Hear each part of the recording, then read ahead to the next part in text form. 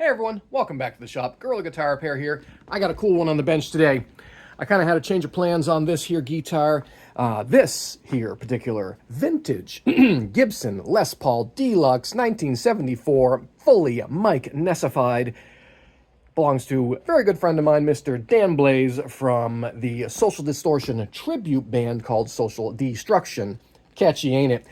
Anyway, we swapped out the neck pickup, so it's kind of more matched. This, I believe, is an actual Mike Ness-owned pickup that came from Mr. Mike Ness himself.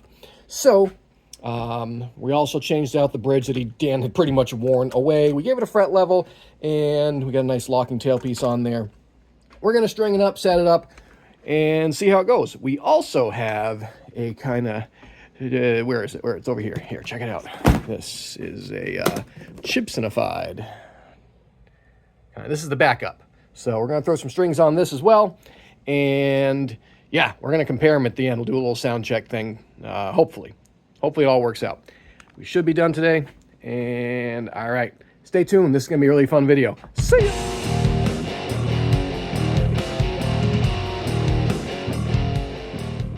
Give you guys a little bit of a flyover here on this really cool guitar. This is not the Gibson, custom shop. Here you go. There, it's not locked on there yet. But yeah, check it out. See, actual three-piece maple neck, because that makes it better. And yeah, this is a really cool guitar. It's in very player grade shape, which is awesome. That nice authentic relicing. So yeah, yesterday, we're forgetting to turn on vintage lumens generator with custom red subscribe button. You guys do the same. Nailed it. But yeah, I did a video of this a couple days ago of fret leveling and kind of just, taking parts off, putting parts on. I didn't really like how it came out. There's a lot of interruptions. So I think we're just going to start fresh here. And I'll put in some bits and pieces from it to this video, so if things sound weird or a little disjointed sometimes, that's why. My terrible editing and camera work, as usual. We're going to use light top, heavy bottom for this here guitar setup. EXL 140s, because, we're in New Hampshire, so it's a 140. All right, these out. I believe he normally uses... NYXLs, but we don't have any of those. We're going to use these this time, and he burns through strings really quick. So, you know this. I'm sure he's watching. Creepy. Here, I think we're good to go. Probably going to have to recut those there slots. And here we go. And we're going to obviously top wrap, because that's how you get the extra tone, right? Top wrap gives you tone. So we'll do that. Put that in now, and like this.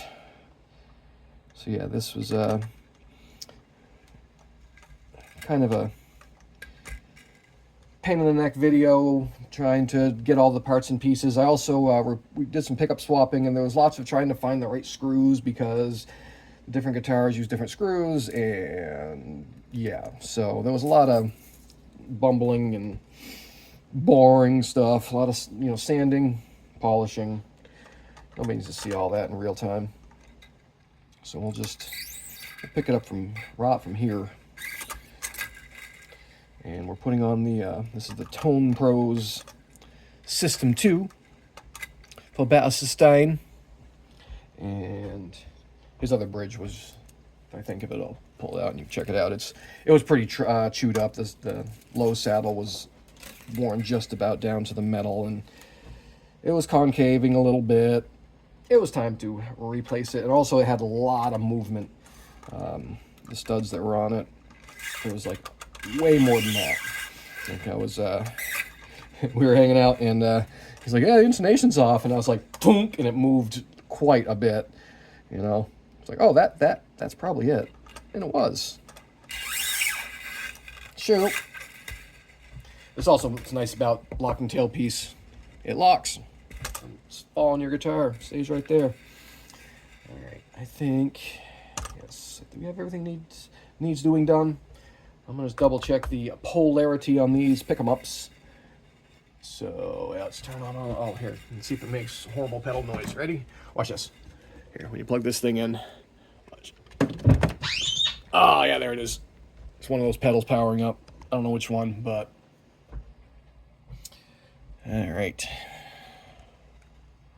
So let's wrap this around.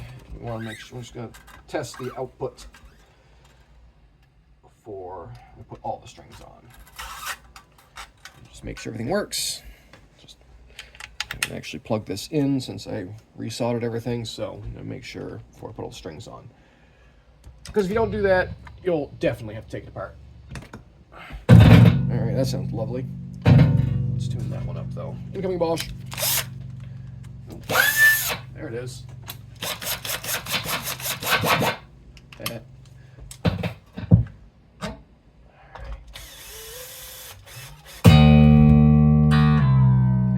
That's why I bend them up like that. You hear that? How much it moved? Alright, that's... I think we're good. Cool. Let's quiet that down for a minute. And you guys know what this side looks like. Let's go over here. And let's see. And this is the correct way to string your guitar. Just like that. Pay no attention to all the other one sticking in there. Just like that. That's all you need to do. Around once. On the wound strings, around once like that. Leave a little bit of slack. Like that. Right through like that. Don't need to tie them. Tying knots only weakens your strings.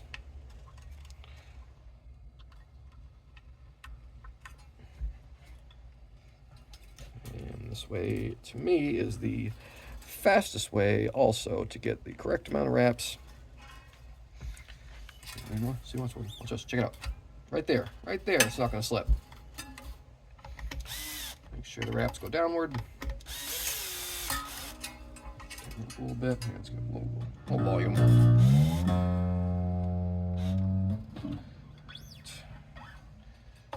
Next.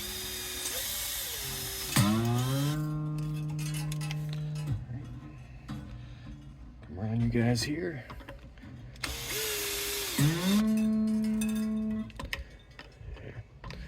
Look at that. It's like that scene from Ghost.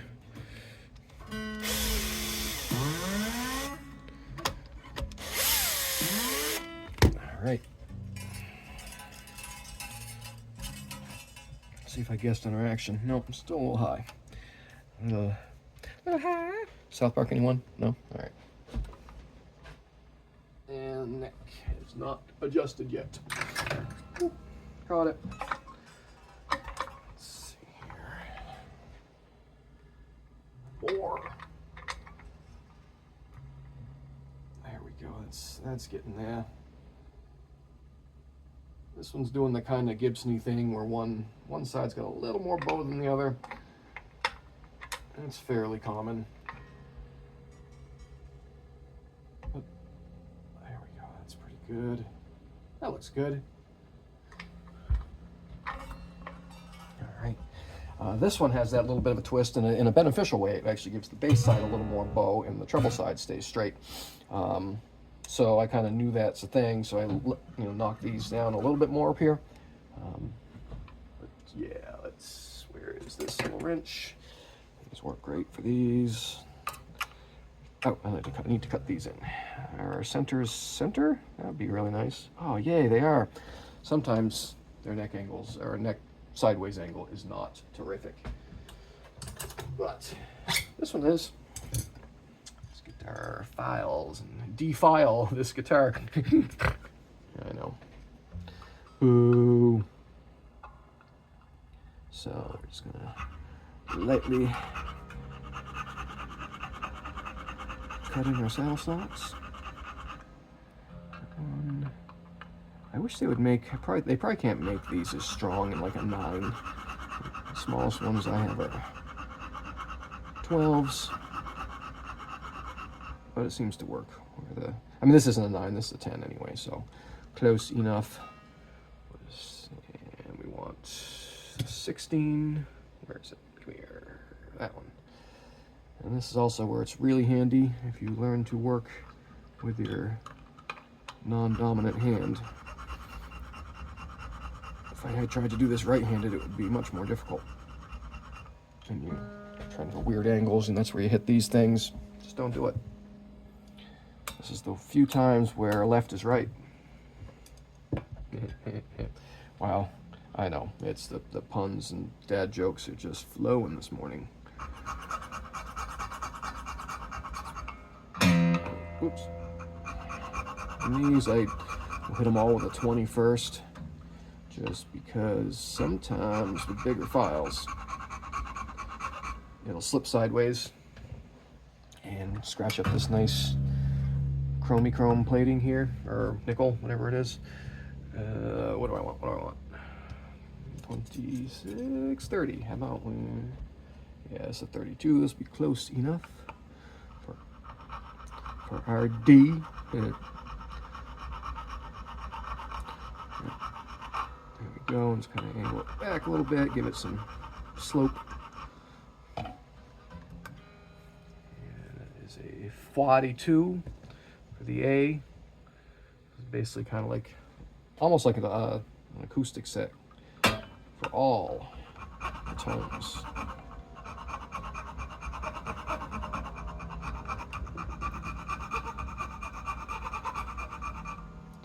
Right, and we have a 50 right there. Oops.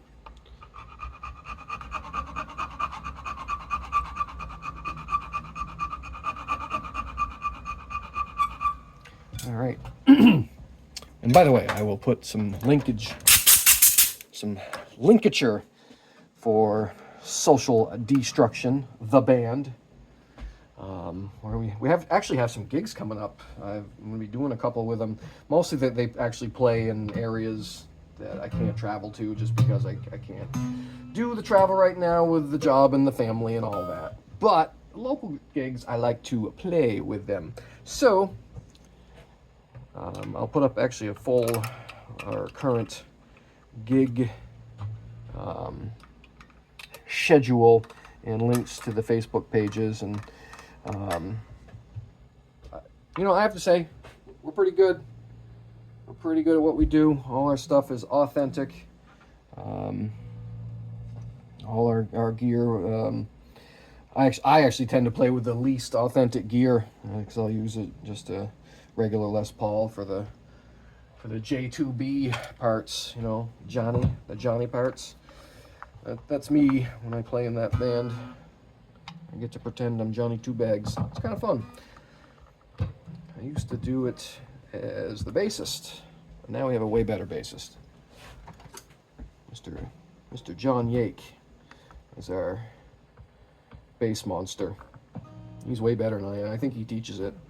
He's way better than I am at bass. And normally we have a guy named Ed who's doing the Johnny Two Bags parts. Malay, I think. Am I saying that right? I'm horrible with names. But he's really good. And has been fitting in really good also. Our drummer plays with a bunch of other tribute bands. I think he does a Black Crowes tribute. Really, really cool stuff. He actually comes from as far away as Delaware, and we're basically in New Hampshire and Vermont. So yeah, our drummer drives like 8 hours to come to practice. When we practice, we don't practice often. That looks pretty good. Oh, it's in tune too. Beautiful.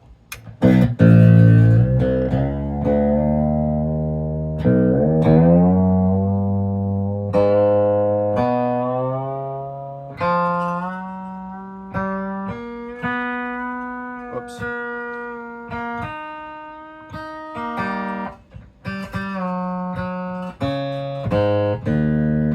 We do half step. Social D, if you want to do it authentic, they tune half step down and then capo second fret, so you can get all your chords up here. When Mike Ness was a kid or teen, whenever he first started trying to play guitar, he got all messed up on some substances and tried to like cut off his pointer finger. And so if you watch him play, he usually plays like this. And so he likes to have the D be his E chord because he can't. His first finger is all messed up still. Don't do drugs, kids. So we play with capos for most of the stuff. A couple songs they don't. Although if you've ever seen Social Distortion, you never know what show you're gonna get. We saw them a couple of weeks ago. Well, more than a couple of months ago, I guess. And it was after Mike had done his cancer stuff, and they were fantastic. The Hampton Beach Casino Ballroom. That was probably one of the best shows I had ever seen of theirs, and I've seen a few at this point. We went out, waited out back, and got to meet Mike again. We've met him before. It was a really cool night. He signed a girl's car. This cool hot rod. I think I have a video of that. Maybe I'll stick that in here. I'll throw some pictures of us meeting Mike. It's pretty cool. He was very, very gracious. Very cool guy. The band's always been cool. We've met all of them. Although I don't know if I've ever met maybe shook hands with the drummer. We got to hang out with, or sorta, get to hang out with Johnny a couple of times. Dan he got to hang out for a long time once and got Mike to sign his guitar. I think he's got a signed pick guard somewhere. But we don't leave it on because it'll get ruined. But yeah, Mike was a very gracious guy. His security guard was having all right, everybody get in a line. Line up over there. Mike's going to come out, barking orders. And it's like, there was 12 of us just kind of standing around chit-chatting with one another. It's like, all right, dude, we're cool. He was definitely took his job way too seriously, but Mike was awesome. I saw him once take time to talk with a real young kid at his flat. And yeah, he's always been cool whenever we've met him. I think I met him twice, He seems to always be a really good dude. So that's cool, Yeah. Sometimes they say you don't want to meet your heroes, but he's always been really cool. Even I've seen him where you can tell that dude did not want to be there. Like before he went in for the treatments, we saw him on a show once, and he was definitely not well. Still did it though. There it is. Oops, you know what I didn't do? Let's lock this down first. That could change. That could all change. And where is it? This will work for now. And no, that's not going to work.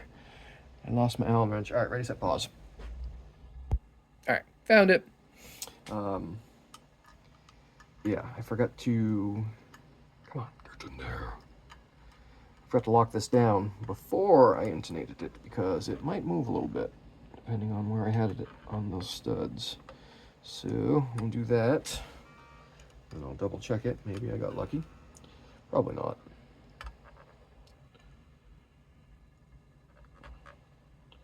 Yeah, that's kind of important with a locking bridge system. Make sure your intonation is the last thing you do.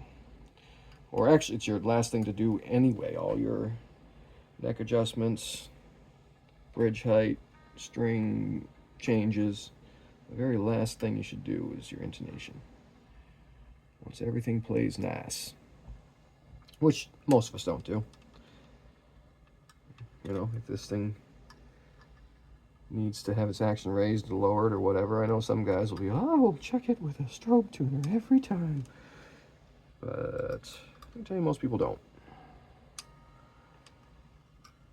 There we go. Come on. How many threads can there be? Oh, I think that's not quite the right size either.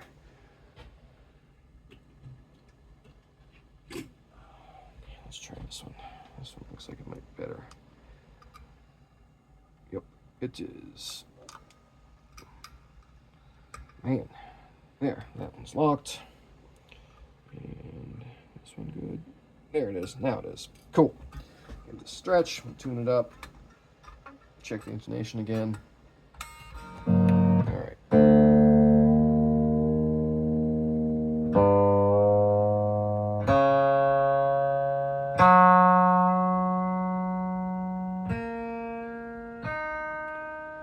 And actually what I'm going to do, because most of the time when this guitar is being used,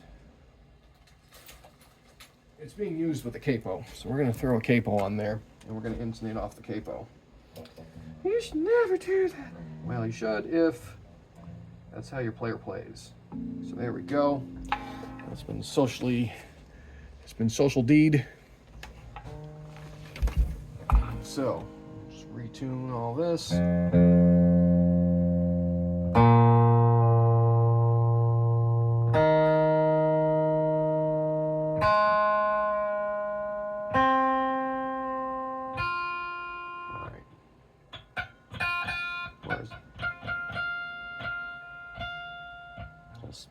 A bit sharp actually. So let's move this back a little.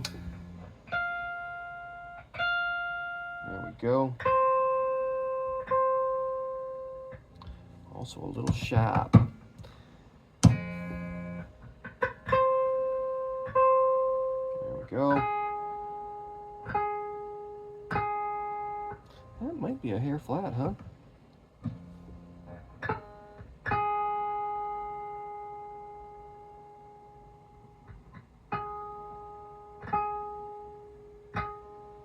Nope, other way. Nope. I was hearing things.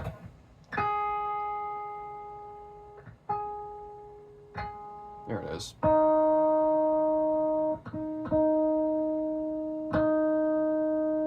Sharp. Try that.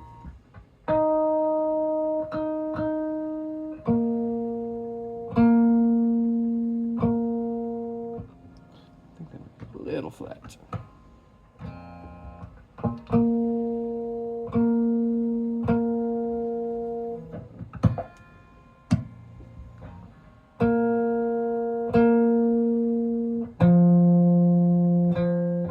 That's flat. Yeah, if your player, there it is, plays with a capo most of the time, intonate with a capo on it.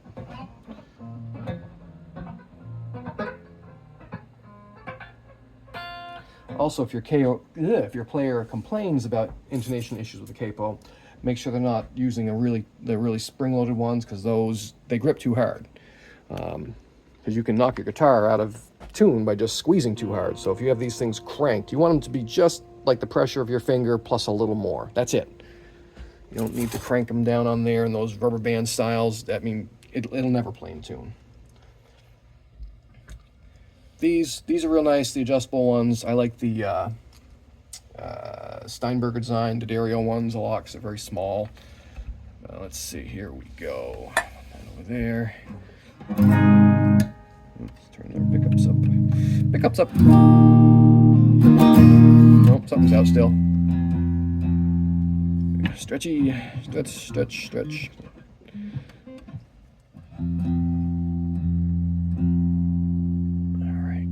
I moved the capo when I picked it up. There it is. Oh, there we are.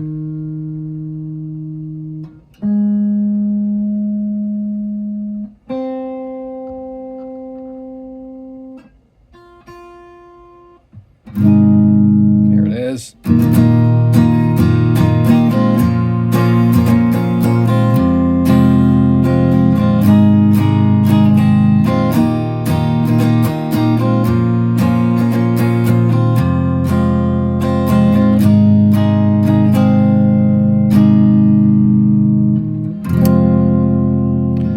That's a nice sounding guitar. That really is.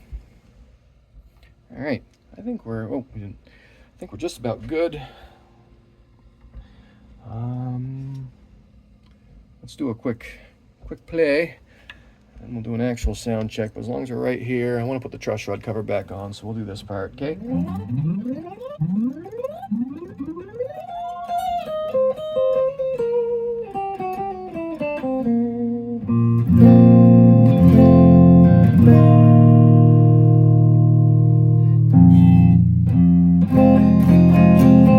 Oops.